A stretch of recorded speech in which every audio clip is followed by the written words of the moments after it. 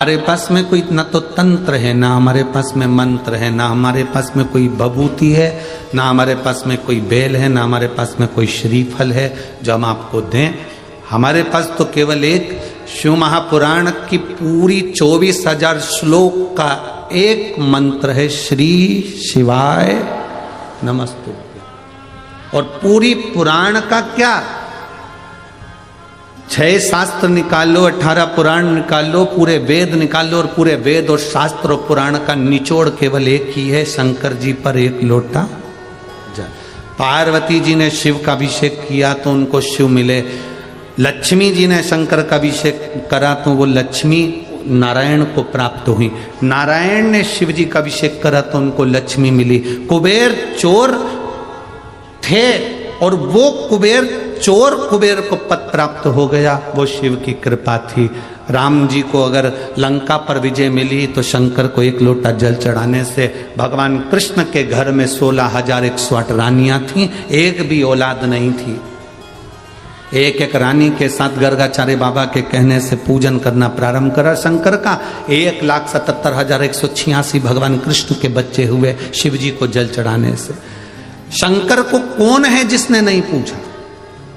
हम बस केवल भटक गए थे। हमें लगता था हम यहाँ जाएंगे तो यहाँ से फायदा हो जाएगा, यहाँ जाएंगे तो यहाँ से फायदा हो जाएगा, वहां जाएंगे तो वहां से फायदा हो जाएगा। लोगों ने केवल तुम्हारा देखा जाए तो तुम्हारे धन का शोषण करा है कि हमारे पास आ जाओ, हम तुमको अच्छा कर देंगे, हम तुम्हें सुख दे देंगे, हम तुम्हारे घर में ऐसा कर देंगे, हम शांति कर देंगे, हम तुम्हारे घर में ऐसा कर देंगे। लोगों ने केवल तुमसे धन खींचा और उसको पूर्ण तरह से तुम्हारे हृदय से फिर सनातन धर्म दूर होता चला गया कि ये तो सब ढोंगे, प्रपंच है, छल है। लोगों ने उसको ये मानना चालू कर। पर धीरे धीरे आप लोगों ने जो शंकर को एक लोटा जल चढ़ाना प्रारंभ करा, ये समझ गए आप कि राम जी ने शिव को भजाए, कृष्ण ने शिव को भजाए, जनक जी ने शिव को भजाए, दशरथ जी ने शिव को भजाए, दत्त ने शिव को भजाए, स्वामी समर्थ ने शिव को भजाए, हरि विठल ने शिव को भजाए। ये तुम्हारी समझ में आ गया तो अब जो फल तुम्हें मिलना था, तुम्हारे एक लोटा जल चढ़ाने से वो फल तुम्हें मिल रहा है। हमने तो पत्र में पढ़ा था कि उसके गले में 2 गांठ थी, वो बेटा कहता है मेरे गले में 3 गांठ थी, जो मेरे बाबा ने मेरे गले से गांठों को मिटा दिया। अब तुम समझ गए कि शंकर को जल चढ़ाने का फल क्या होता है।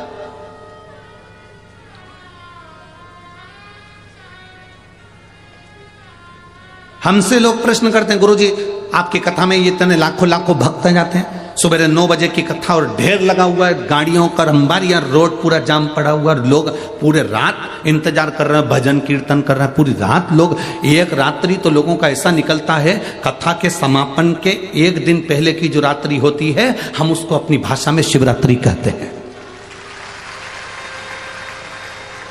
लोग कहते हैं 5 दिन की कथा में जो चौथे दिन की रात्रि होगी वो शिवरात्रि कहलाएगी, 7वें दिन की कथा में 6ठे दिन की जो रात्रि रहेगी वो शिवरात्रि करेगी। पूरी रात लोग यहाँ भजन करते हैं, कीर्तन करते हैं, मंत्र जाप करते हैं, भंडारा चलाने वाले भंडारा चलाते हैं, कोई चाय पिला रहा है, कोई दूध पिला रहा है, कोई नाश्ता करा रहा है, कोई बिस्कुट बांट रहा है, कोई कुरकुरे बांट रहा है। पूरी रात लोग बांटने का काम करते हैं और भजन करने का काम करते हैं। और दूसरे दिन फिर शिव पुराण की कथा होती है, हम उसको शिवरात्रि कहते हैं। भले महीने में एक शिवरात्रि आती होगी, पर यहाँ शिव महापुराण की कथा में तो जो हर 7 दिन में 5 दिन में जो कथा होती है उसमें हर एक कथा में शिवरात्रि आती ही है। रात्रि का समय भजन का, कीर्तन का, और सुबह का समय कथा का होता है।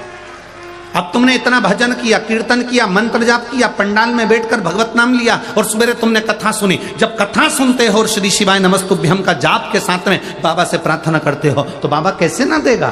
पूरी रात जगे हो, पूरी रात चले हो, गाड़ी चला कर आए हो, भजन करते रहे तो क्यों नहीं देगा वो। तुम उसके लिए अपना घर परिवार सब छोड़कर कथा के पंडाल में 7 दिन तक पड़े रहे तो क्या वो कैलाश छोड़कर तुम्हारी दुख की घड़ी में तुम्हारे दरवाजे पर नहीं खड़ा होगा। और मेरे भोले तेरा सहारा है, मेरी नैया का तो किनारा है, मेरी नैया का तो किनारा है। शिव तत्व है, उसको पाने का एक तरीका हमको मिल गया। अब उस तरीके को हमने जान लिया तो वो परमात्मा हमें मिल गया।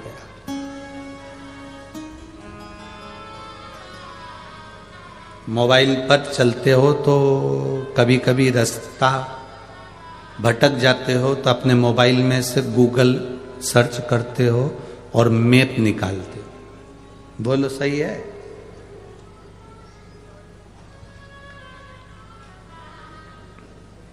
गूगल गाड़ी में जाने का रास्ता बता देता है। गूगल क्या बताएगा? जम के बोलो, गाड़ी से जाने का रास्ता। आजकल ड्राइवर बड़े चतुर हो गए, वो गूगल मैप लगाकर और बोल दो उनको कि हमें श्रीमान जी के जाना, वो उस पर टाइप करके लगा देते हैं और बिल्कुल उसी के दरवाजे पर पहुंचा देते। गूगल गाड़ी से जाने का रास्ता बताता है।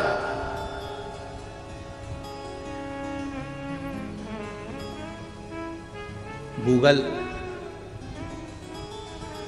गाड़ी से मंजिल तक पहुंचा देता है। और शिव महापुराण की कथा वो कथा है जो इंसान को इंसान बनाने का रास्ता दिखा देती है। क्योंकि आज के समय में इंसान इंसान नहीं है ना, दिक्कत तो सबसे बड़ी बात यही है।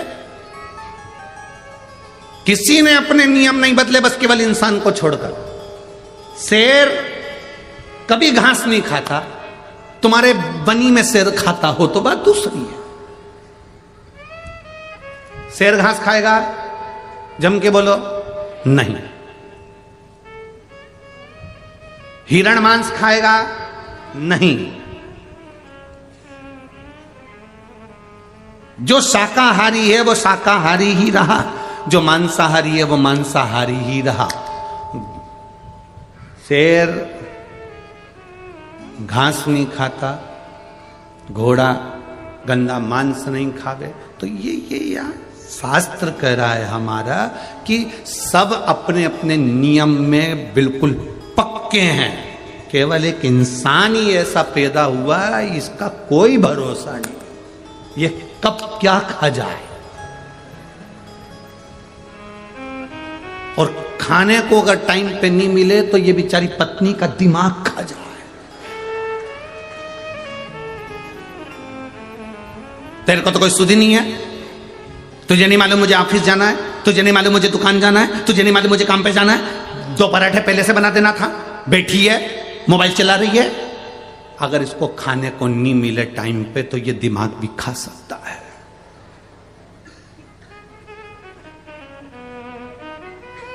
कोई भरोसा नहीं।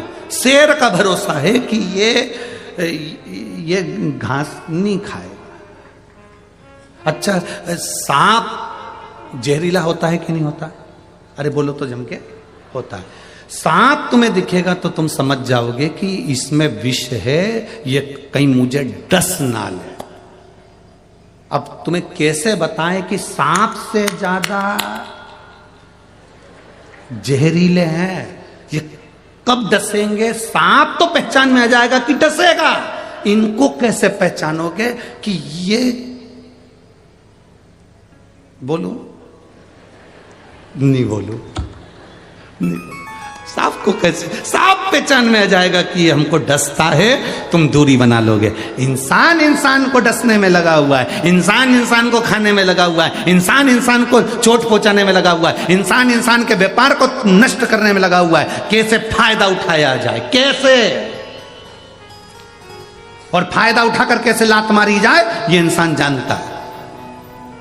सांप देखकर समझ जाओगे कि जहरीला है तो दूरी बना लोगे, पर इंसान से कैसे दूरी बनाओगे भाई? इसलिए शिव महापुराण की कथा कहती है गूगल गाड़ी का रास्ता दिखाता है और शिव पुराण इंसान को इंसान बनने का रास्ता दिखा देती है कि मनुष्य कैसा होना चाहिए, मानव का जीवन कैसा होना चाहिए।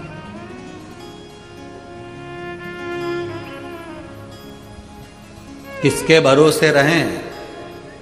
आज जरा जरा सी बच्चियों को घर में अकेला नहीं छोड़ा जा सकता है। भले कोई काका रह रहा हो, कोई रह रहा हो, कोई रह रहा हो, उसके भरोसे नहीं छोड़ सकते। पहचान ही नहीं ना। हम सांप को पहचान सकते, इंसान को कैसे पहचाने?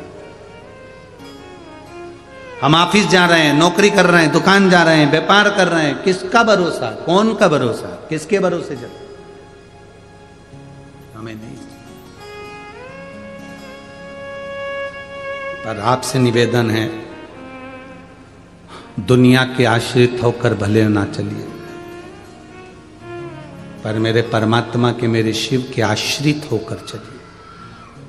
और अंत समय प्रभु आना पड़ेगा, वचन दिया तो निभाना पड़ेगा। आए ना आए प्रभु कुटुंब कबीला, अंत समय प्रभु आना पड़ेगा, वचन दिया तो निभाना पड़ेगा। आप परमात्मा पर आश्रित होकर चलो। मंदिर जा रहे हो,